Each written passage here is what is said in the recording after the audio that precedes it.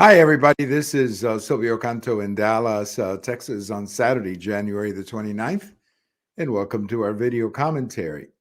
We're going to go back to a couple of big stories last week, Ukraine and this amazing funeral in New York City. If you have not seen that, you should. And of course, the speech by the young widow of the police officer who was killed there last week. But let's begin with Ukraine. There's a lot of speculation as to what will happen in Ukraine. I'm certainly not an expert, and I'm not a big fan of President Putin. But I'm going to tell you that I don't think he's going to invade Ukraine. I think Putin knows that there will be serious economic sanctions on Russia if he were to invade Ukraine. And I think at the same time, I think Putin understands that if you do go into Ukraine, that's going to drag out for a while because the people of Ukraine aren't just going to sit there and take it. They're going to fight back. And, they have an independent spirit, so they're going to fight back. They've got their army, and by all accounts, they're not going to take it. So you could have a situation where Russia is dragged into a guerrilla type war.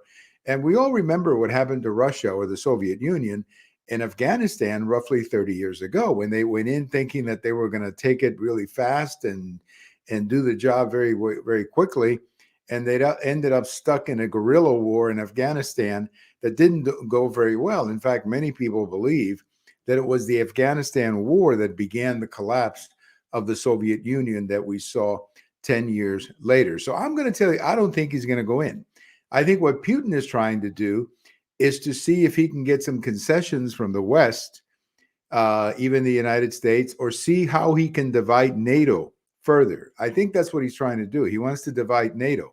He knows that many countries like Germany depend on Russia for oil, and he's hoping to, strike a divide, if you will, in the NATO alliance. And he could get away with that. He could actually accomplish a little bit of that, which would be a great success for him. But I just don't see the logic of Russia invading Ukraine. I just don't see it.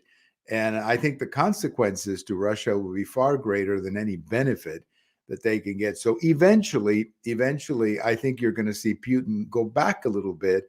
And he's not just going to walk away immediately. He'll do it in his own terms. But I just don't believe that he's going to invade Ukraine. I think the cost of invading Ukraine far outweighs whatever benefit there may be from that invasion. Now let's go to New York, where, as you know, a week ago, a young police officer, last name Rivera, was killed in New York along with his partner, who also died a few days later from a bullet to his head. Both of these police officers, of course, are just the latest two examples of this war against the police that we're seeing in many of these cities run by the Democrat Party. And on Friday, there was an amazing funeral for this young man, Rivera. And his widow, his young widow, she's 22. I mean, he was 27. What a horrible thing. And she gave a speech. And I thought she gave one of the greatest speeches I've seen. She stood there and she said, "The system has failed us." Yes, it has. The system has indeed failed you.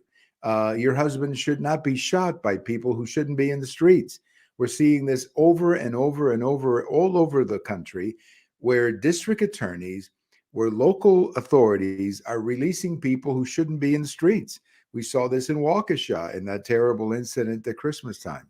We saw this in LA where a man was put out in the streets and he later on he murdered a young woman. And now we see it in New York City.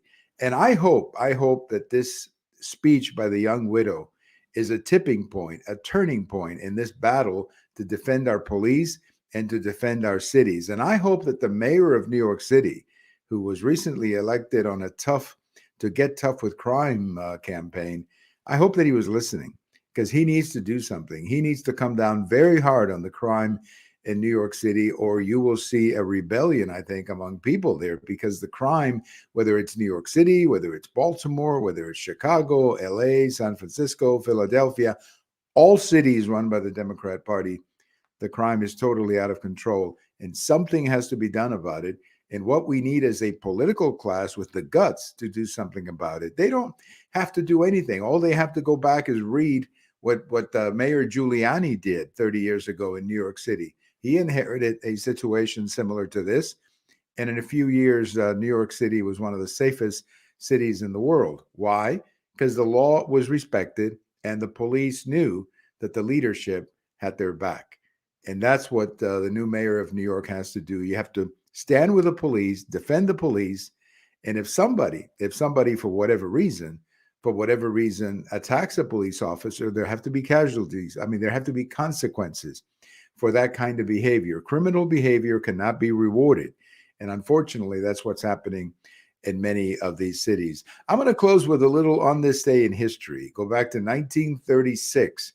It was on this day that the Baseball Hall of Fame was actually opened, and the first five people were put in the Hall of Fame. They were Ty Cobb, Babe Ruth, Honus Wagner, Christy Mathewson, and Walter Johnson. They were the first five to go in. And of course, many more came later. Those were the five that went in the first year. And the Baseball Hall of Fame, of course, has always been a symbol of excellence in the game of baseball. But those five were some of the greatest players in the history of the game.